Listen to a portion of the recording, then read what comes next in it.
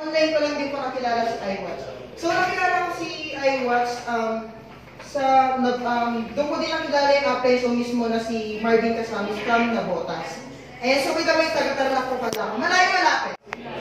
Ayan, so siyempre kapag nasa business tayo, siyempre walang malayo-malapit. Sila nga taga-Laguna lang dito.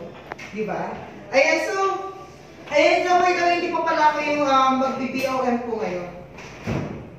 Etong tao na to, so grabe. Alam mo yung halos 5 taon siya nag-aral sa college. Isa din siyang board passer at isang medtech. Ayan. Sino ba yung mga kanila dito sa medtech? Or medical technology? Ayan. So, grabe itong board passer. So, may license siya.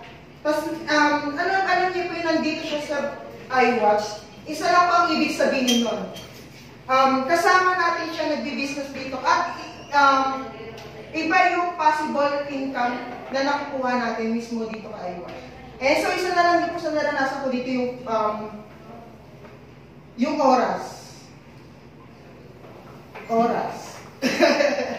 Ayan, so dito mas maraming oras ko sa family. Ayan, so dati din po pala akong nag-Jollibee. So isang party host or planner. Ayan, so kung nakapansin niyo po yung pag may mga party sa Jollibee, ako po yung nagsasalita. Ayan, so hindi po ako nagmamascot. Ayan, so excited na po kayo makilala yung ating mag-BBOM po ngayon. Yes! Ayan, at syempre kapag nagsalita po siya dito, kailangan makinig po tayo maayos. Dahil dito niyo po kasi malalaman kung paano ba kumita kay iWatch. Ayan, kung paano kayo or magkano yung possible income na pwede mong kitain mismo kay iWatch. Ayan, at syempre pag tinawag po siya, bigyan po natin siya ng isang malakas na palakpak. Okay lang po ba yun? Yes! Yes. Okay, so di ba po papatagalin? Ang ating consistent top earner at isang core leader ni iWatch. Walang iba kundi si Coach!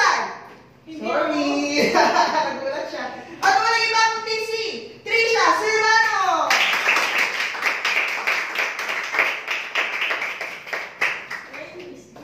Wala pa yun.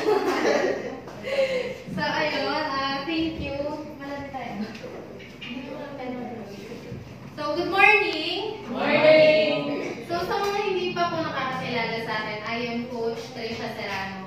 So, I am a registered medical technologist and nag-aral ako for 4 years sa aking course. And another aral na naman, mag-review para sa board exam. So, after 2 months is nakapasa din naman ako ng board exam. Kaya ngayon, registered medical technologist ako. And I've been working as a medtech for 2 years. And then, dun ko na-realize na sobra yung hirap nung pinag-aralan ko, hirap nung pagtatrabaho kasi nag-work din ako sa field as a medtech, naging biochemical researcher din ako. And then, while waiting, kasi nag-apply ako nun sa hospital. Kasi, ang rate lang namin as a medtech is 12,000 to 14,000. So, yun yung parang basic, yun yung average. And then, napag-isipan ko na mag-apply ako sa public hospital. Kasi kapag public hospital kasi is mas malaki yung pwedeng sahurin. Nag-range yun ng mula 16,000 hanggang 20. So, yun yung goal ko doon. Sabi ko, 1 month kasi ako maghihintay from the application. So, sabi ko, wala akong ginagawa ngayon. Naghanap ako, kasi alam ko ngayon pumapatok yung yung online business. So, sabi ko, hanap ako sa Facebook. So, naghanap ako niyan. And then, nakita ko si iWatch dati. Pero hindi ka lang pinansin. Kaya lang, alam ko sa sarili ko na interesado ako dun sa negosyo. So, sabi ko, hanapin ko kaya ulit. So, hinanap ko siya, earn through watching. And then, ayan, nakita ko naman si iWatch. So, dito, nung una is parang nilalaro ko lang siya kasi hindi pa naman ako ganun ka seryoso dun sa sa business.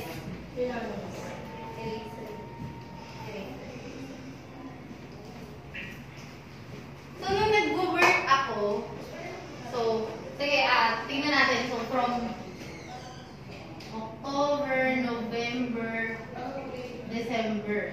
So, yung kinikita ko as a medtech nun is only 13,000.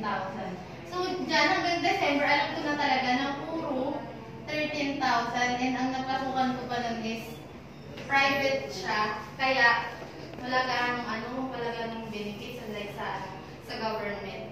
Pero pag dito kay iWatch, my first payout is 5,000. And then yung sumunod kong payout nito, yung 5,000 na to is nakuha ko within 2 weeks. So sabi nila, weekly payout daw, ganyan. Pero nakuha ko siya 2 weeks kasi at first, inaral ko muna yung negosyo. Kasi hindi naman pwedeng, yung pinasok mo is hindi mo alam. So, 5K. And then, next payout ko is 8,000. So, tumataas siya. And then, yung next payout after a week din, so naging na siya, 19,000. So, this is for 1 month lang kasi 2 weeks, so 1 week. So, 1 month ko lang siyang tinrabaho. So, compare mo, kung isa-sum up natin to, this is 32,000. So, compare mo dito sa kinikita ko nun as metric. Hindi naman ako, against employment kasi syempre yun, naging empleyado tayo. And, yun, sa magiging employment,